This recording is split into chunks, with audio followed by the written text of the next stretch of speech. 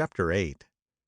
I couldn't sleep all night. A foghorn was groaning incessantly on the sound, and I tossed half sick between grotesque reality and savage, frightening dreams. Toward dawn I heard a taxi go up Gatsby's drive, and immediately I jumped out of bed and began to dress. I felt that I had something to tell him, something to warn him about, and morning would be too late. Crossing his lawn, I saw that his front door was still open, and he was leaning against a table in the hall, heavy with dejection or sleep. "Nothing happened," he said wanly. "I waited, and about 4 o'clock she came to the window and stood there for a minute, and then turned out the light." His house had never seemed so enormous to me as it did that night, when we hunted through the great rooms for cigarettes.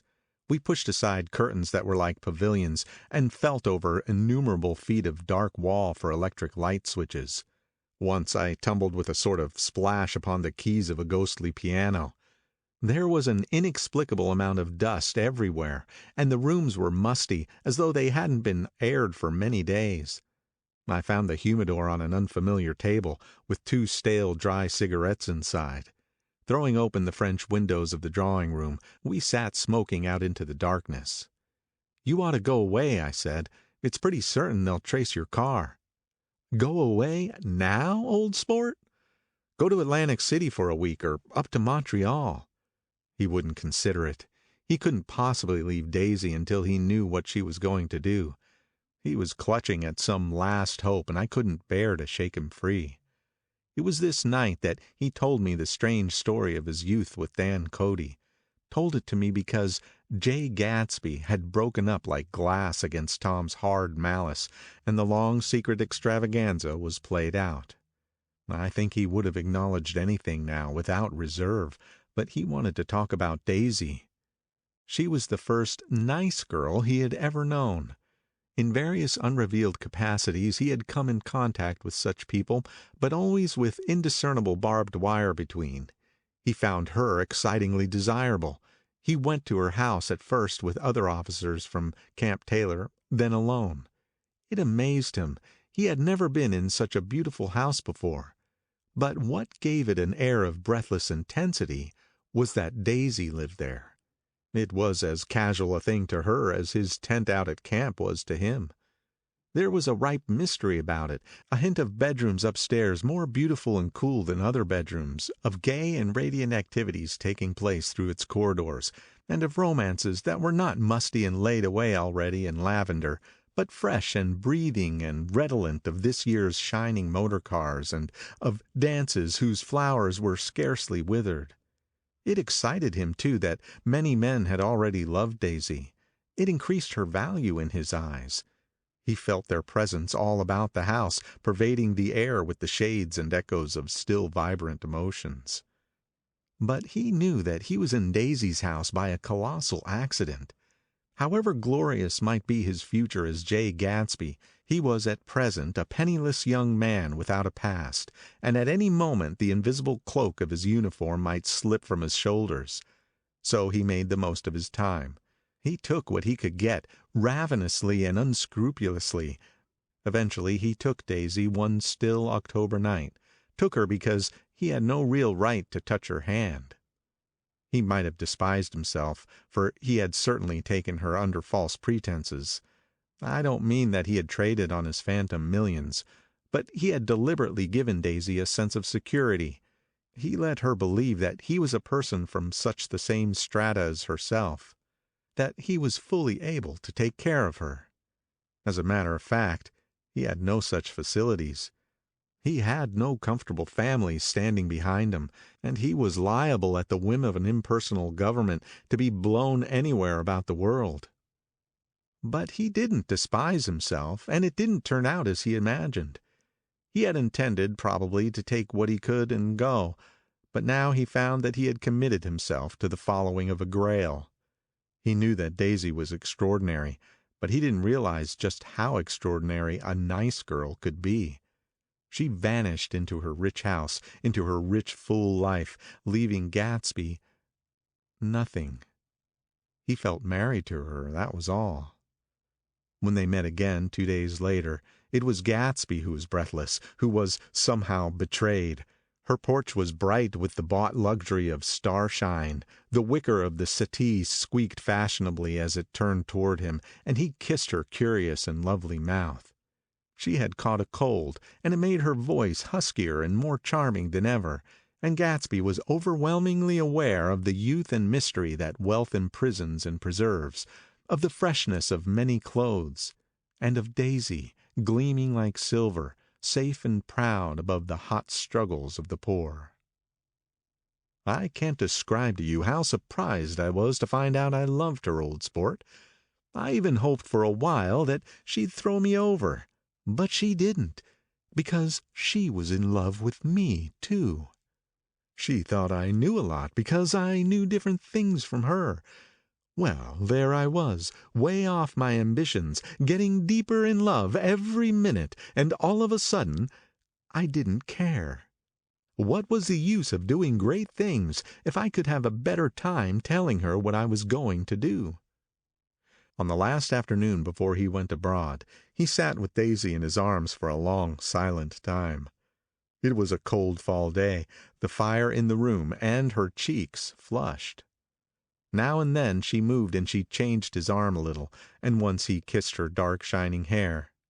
The afternoon had made them tranquil for a while, as if to give them a deep memory of the long parting the next day promised.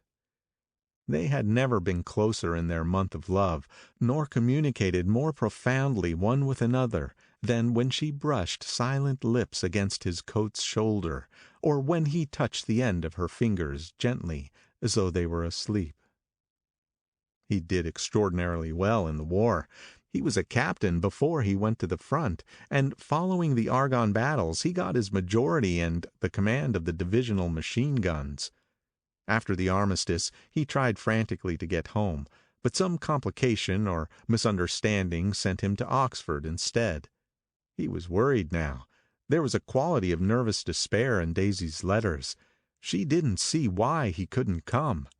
She was feeling the pressure of the world outside, and she wanted to see him and feel his presence beside her and be reassured that she was doing the right thing after all. For Daisy was young, and her artificial world was redolent of orchids and pleasant cheerful snobbery and orchestras which set the rhythm of the year, summing up the sadness and suggestiveness of life in new tunes. All night the saxophones wailed the hopeless comment of the Beale Street blues, while 100 pairs of golden and silver slippers shuffled the shining dust. At the gray tea hour there were always rooms that throbbed incessantly with this low sweet fever, while fresh faces drifted here and there like rose petals blown by the sad horns around the floor. Through this twilight universe Daisy began to move again with the season. Suddenly she was again keeping 6 dates a day with 6 men, and drowsing asleep at dawn with the beads and chiffon of an evening dress tangled among dying orchids on the floor beside her bed. And all the time something within her was crying for a decision. She wanted her life shaped now, immediately, and the decision must be made by some force, of love, of money, of unquestionable practicality, that was close at hand. That force took shape in the middle of spring with the arrival of Tom Buchanan. There was a wholesome bulkiness about his person and his position, and Daisy was flattered. Doubtless there was a certain struggle and a certain relief. The letter reached Gatsby while he was still at Oxford. It was dawn now on Long Island, and we went about opening the rest of the windows downstairs, filling the house with gray-turning, gold-turning light. The shadow of a tree fell abruptly across the dew, and ghostly birds began to sing among the blue leaves. There was a slow, pleasant movement in the air, scarcely a wind, promising a cool, lovely day. I don't think she ever loved him. Gatsby turned around from a window and looked at me challengingly. You must remember, old sport, she was very excited this afternoon.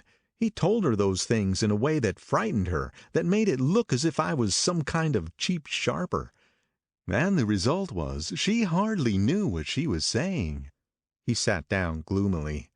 Of course she might have loved him just for a minute, when they were first married, and loved me even more then, do you see? Suddenly he came out with a curious remark. "In any case," he said, "it was just personal." What could you make of that, except to suspect some intensity in his conception of the affair that couldn't be measured?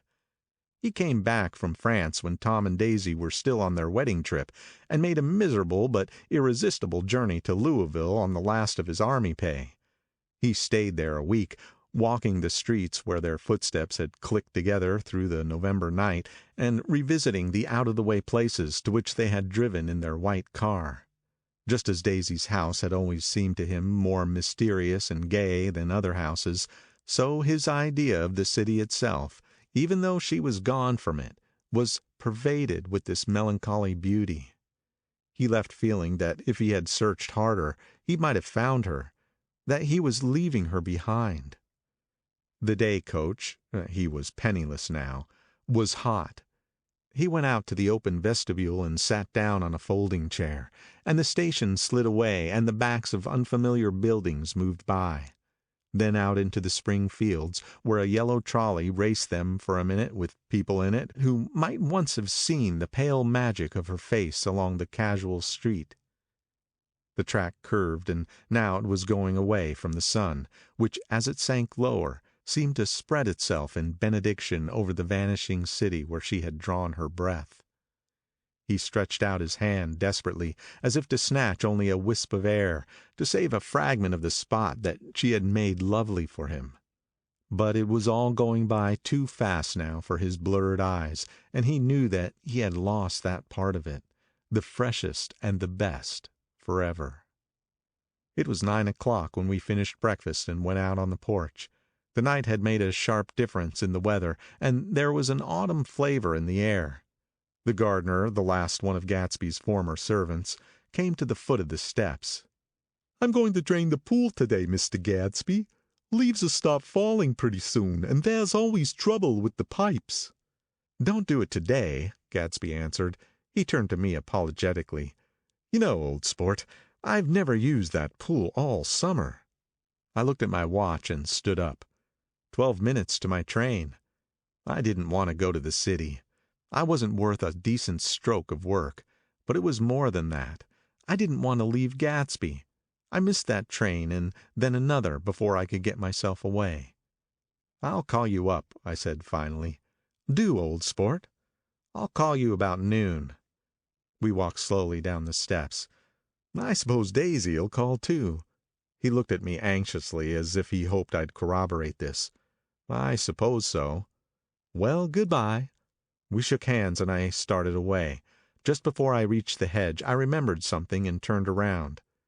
"They're a rotten crowd," I shouted across the lawn. "You're worth the whole damn bunch put together." I've always been glad I said that. It was the only compliment I ever gave him, because I disapproved of him from beginning to end.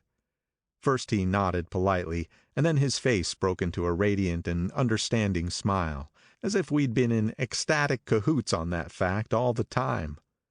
His gorgeous pink rag of a suit made a bright spot of color against the white steps, and I thought of the night when I first came to his ancestral home, 3 months before. The lawn and the drive had been crowded with the faces of those who had guessed at his corruption, and he had stood on those steps concealing his incorruptible dream as he waved them goodbye. I thanked him for his hospitality. We were always thanking him for that, I and the others. "Goodbye," I called. "I enjoyed breakfast, Gadsby." Up in the city, I tried for a while to list the quotations on an interminable amount of stock. Then I fell asleep in my swivel chair. Just before noon the phone woke me, and I started up with sweat breaking out on my forehead. It was Jordan Baker. She often called me up at this hour because the uncertainty of her own movements between hotels and clubs and private houses made her hard to find in any other way. Usually her voice came over the wire as something fresh and cool, as if a divot from a green golf links had come sailing in at the office window. But this morning it seemed harsh and dry. "I've left Daisy's house," she said. "I'm at Hempstead, and I'm going down to Southampton this afternoon." Probably it had been tactful to leave Daisy's house, but the act annoyed me, and her next remark made me rigid. "You weren't so nice to me last night." How could it have mattered then? Silence for a moment. Then, "However, I want to see you." "I want to see you too." "Suppose I don't go to Southampton and come into town this afternoon?" "No, I don't think this afternoon." "Very well. It's impossible this afternoon. Various—" We talked like that for a while, and then abruptly we weren't talking any longer. I don't know which of us hung up with a sharp click, but I know I didn't care. I couldn't have talked to her across a tea table that day if I never talked to her again in this world. I called Gatsby's house a few minutes later, but the line was busy. I tried 4 times. Finally, an exasperated central told me the wire was being kept open for a long distance from Detroit. Taking out my timetable, I drew a small circle around the 3:50 train. Then I leaned back in my chair and tried to think. It was just noon. When I passed the ash heaps on the train that morning, I had crossed deliberately to the other side of the car. I supposed there would be a curious crowd around there all day, with little boys searching for dark spots in the dust, and some garrulous man telling over and over what had happened, until it became less and less real, even to him, and he could tell it no longer, and Myrtle Wilson's tragic achievement was forgotten. Now I want to go back a little and tell what happened at the garage after we left there the night before. They had difficulty in locating the sister, Catherine. She must have broken her rule against drinking that night, for when she arrived she was stupid with liquor and unable to understand that the ambulance had already gone to Flushing. When they convinced her of this, she immediately fainted, as if that was the intolerable part of the affair. Someone, kind or curious, took her in his car and drove her in the wake of her sister's body. Until long after midnight a changing crowd lapped up against the front of the garage, while George Wilson rocked himself back and forth on the couch inside. For a while the door of the office was open, and everyone who came into the garage glanced irresistibly through it. Finally someone said it was a shame, and closed the door. Michaelis and several other men were with him. First 4 or 5 men, later 2 or 3 men. Still later, Michaelis had to ask the last stranger to wait there 15 minutes longer, while he went back to his own place and made a pot of coffee. After that, he stayed there alone with Wilson until dawn. About 3 o'clock, the quality of Wilson's incoherent muttering changed. He grew quieter and began to talk about the yellow car. He announced that he had a way of finding out whom the yellow car belonged to. And then he blurted out that a couple of months ago his wife had come from the city with her face bruised and her nose swollen. But when he heard himself say this, he flinched and began to cry, "Oh, my God!" again in this groaning voice. Michaelis made a clumsy attempt to distract him. "How long have you been married, George? Come on there and try to sit a minute and answer my question. How long have you been married?" 12 years. "Ever had any children? Come on, George, sit still. I asked you a question. Did you ever have any children?" The hard brown beetles kept thudding against the dull light, and whenever Michaelis heard a car go tearing along the road outside, it sounded to him like the car that hadn't stopped a few hours before. He didn't like to go into the garage, because the workbench was stained where the body had been lying, so he moved uncomfortably around the office. He knew every object in it before morning, and from time to time sat down beside Wilson, trying to keep him more quiet. "Have you got a church you go to sometimes, George?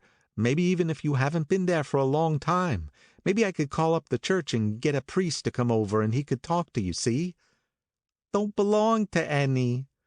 "You ought to have a church, George, for times like this. You must have gone to church once. Didn't you get married in a church? Listen, George, listen to me. Didn't you get married in a church?" "That was a long time ago."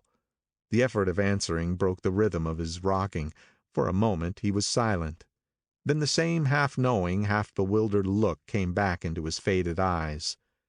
"Look in the drawer there," he said, pointing at the desk. "Which drawer?" "That drawer, that one." Michaelis opened the drawer nearest his hand. There was nothing in it but a small, expensive dog leash, made of leather and braided silver. It was apparently new. "This?" he inquired, holding it up. Wilson stared and nodded. "I found it yesterday afternoon. She tried to tell me about it, but I knew it was something funny." "You mean your wife bought it?" "She had it wrapped in tissue paper on her bureau." Michaelis didn't see anything odd in that, and he gave Wilson a dozen reasons why his wife might have bought the dog leash. But conceivably Wilson had heard some of these same explanations before, from Myrtle, because he began saying, "Oh my God," again in a whisper. His comforter left several explanations in the air. "Then he killed her," said Wilson. His mouth dropped open suddenly. "Who did?" "I have a way of finding out." "You're morbid, George," said his friend. "This has been a strain to you, and you don't know what you're saying. You better try and sit quiet till morning." "He murdered her." "It was an accident, George." Wilson shook his head. His eyes narrowed and his mouth widened slightly with the ghost of a superior. "I know," he said definitely. "I'm one of these trusting fellas, and I don't think any harm to nobody. But when I get to know a thing, I know it. It was the man in that car. She ran out to speak to him, and he wouldn't stop." Michaelis had seen this too, but it hadn't occurred to him that there was any special significance in it. He believed that Mrs. Wilson had been running away from her husband, rather than trying to stop any particular car. "How could she have been like that?" "She's a deep one," said Wilson, as if that answered the question. "Ah." He began to rock again, and Michaelis stood twisting the leash in his hand. "Maybe you got some friend that I could telephone for, George." This was a forlorn hope. He was almost sure that Wilson had no friend. There was not enough of him for his wife. He was glad a little later when he noticed a change in the room, a blue quickening by the window, and realized that dawn wasn't far off. About 5 o'clock, it was blue enough outside to snap off the light. Wilson's glazed eyes turned out to the ash heaps, where small gray clouds took on fantastic shapes and scurried here and there in the faint dawn wind. "I spoke to her," he muttered, after a long silence. "I told her she might fool me, but she couldn't fool God. I took her to the window." With an effort, he got up and walked to the rear window and leaned with his face pressed against it. "And I said, 'God knows what you've been doing, everything you've been doing. You may fool me, but you can't fool God.'" Standing behind him, Michaelis saw with a shock that he was looking at the eyes of Dr. T.J. Eckelberg, which had just emerged pale and enormous from the dissolving night. "God sees everything," repeated Wilson. "That's an advertisement," Michaelis assured him. Something made him turn away from the window and look back into the room. But Wilson stood there a long time, his face close to the window pane, nodding into the twilight. By 6 o'clock, Michaelis was worn out and grateful for the sound of a car stopping outside. It was one of the watchers of the night before who had promised to come back, so he cooked breakfast for 3, which he and the other man ate together. Wilson was quieter now, and Michaelis went home to sleep. When he awoke 4 hours later and hurried back to the garage, Wilson was gone. His movements, he was on foot all the time, were afterward traced to Port Roosevelt and then to Gad's Hill, where he bought a sandwich that he didn't eat and a cup of coffee. He must have been tired and walking slowly, for he didn't reach Gad's Hill until noon. Thus far, there was no difficulty in accounting for his time. There were boys who had seen a man acting sort of crazy, and motorists at whom he stared oddly from the side of the road. Then for 3 hours he disappeared from view. The police, on the strength of what he said to Michaelis, that he had a way of finding out, supposed that he spent that time going from garage to garage thereabout, inquiring for a yellow car. On the other hand, no garage man who had seen him ever came forward. And perhaps he had an easier, surer way of finding out what he wanted to know. By 2:30 he was in West Egg, where he asked someone the way to Gatsby's house. So by that time he knew Gatsby's name. At 2 o'clock, Gatsby put on his bathing suit and left word with the butler that if anyone phoned, word was to be brought to him at the pool. He stopped at the garage for a pneumatic mattress that had amused his guests during the summer, and the chauffeur helped him to pump it up. Then he gave instructions that the open car wasn't to be taken out under any circumstances. And this was strange, because the front right fender needed repair. Gatsby shouldered the mattress and started for the pool. Once he stopped and shifted it a little, and the chauffeur asked him if he needed help, but he shook his head and in a moment disappeared among the yellowing trees. No telephone message arrived, but the butler went without his sleep and waited for it until 4 o'clock. Until long after there was anyone to give it to if it came. I have an idea that Gatsby himself didn't believe it would come, and perhaps he no longer cared. If that was true, he must have felt that he had lost the old world charm, and paid a high price for living too long with a single dream. He must have looked up at an unfamiliar sky through frightening leaves and shivered as he found what a grotesque thing a rose is and how raw the sunlight was upon the scarcely created grass. A new world, material without being real, where poor ghosts breathing dreams like air drifted fortuitously about, like that ashen fantastic figure gliding toward him through the amorphous trees. The chauffeur, he was one of Wolfsheim's protégés, heard the shots. Afterwards he could only say that he hadn't thought anything much about them. I drove from the station directly to Gatsby's house, and my rushing anxiously up the front steps was the first thing that alarmed anyone. But they knew then, I firmly believe. With scarcely a word said, 4 of us, the chauffeur, butler, gardener, and I, hurried down to the pool. There was a faint, barely perceptible movement of the water as the fresh flow from one end urged its way toward the drain at the other. With little ripples that were hardly the shadows of waves, the laden mattress moved irregularly down the pool. A small gust of wind that scarcely corrugated the surface was enough to disturb its accidental course with its accidental burden. The touch of a cluster of leaves revolved it slowly, tracing, like the leg of transit, a thin red circle in the water. It was after we started with Gatsby toward the house that the gardener saw Wilson's body a little way off in the grass, and the Holocaust was complete. End of chapter 8.